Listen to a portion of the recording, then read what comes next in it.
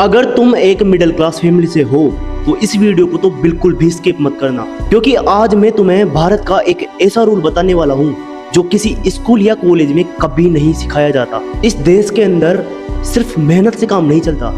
या तो तुम्हारे पास में बहुत ज्यादा भर भर के पैसा होना चाहिए या फिर तुम्हें जुगाड़ लगाना आना चाहिए। बचपन से हमें सिखाया जाता है कि ईमानदार बनो, मेहनत करो, नियमों का पालन करो, लेकिन जैसे ही तुम असल दुनिया में कदम रखते हो तो तुम्हें समझ आने लगता है जो किताबों के अंदर भारत बताया जाता है और जो तुम्हारी रियल लाइफ में भारत है, दोनों ही पूरी तरीके से अलग है।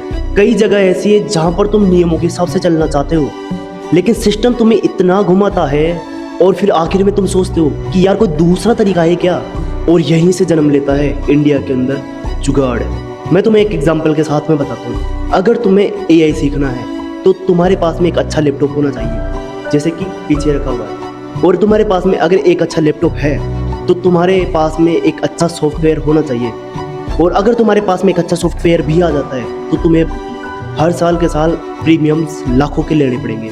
कोई सी भी तुम नई स्किल सीख लो, हर स्किल एक नया खर्चा ही लेके आती है तुम्हारी लाइफ। और अगर मिडिल क्लास इंसान हर चीज़ के लिए पैसे देने लगे ना तो महीने के एंड तक अकाउंट खाली नहीं होता, अंदर से पूरा जिस्म ही बाहर आ जाएगा। इसलिए वह फ्री अल्टरनेटिव जुगाड़ ढूंढता है, डिस्काउंट ढूंढता है, सेकेंड हैंड खरीदता है या फिर दोस्तों से जुगाड़ लगाता है, और हर मुश्किल का कोई ना कोई रास्ता तो निकलता है और लोग इसे जुगाड़ कहते हैं। लेकिन किसी भी मिडिल क्लास के लिए जुगाड़ कोई शॉर्टकट नहीं है, ये सिर्फ एक सर्वाइवल स्किल्स है।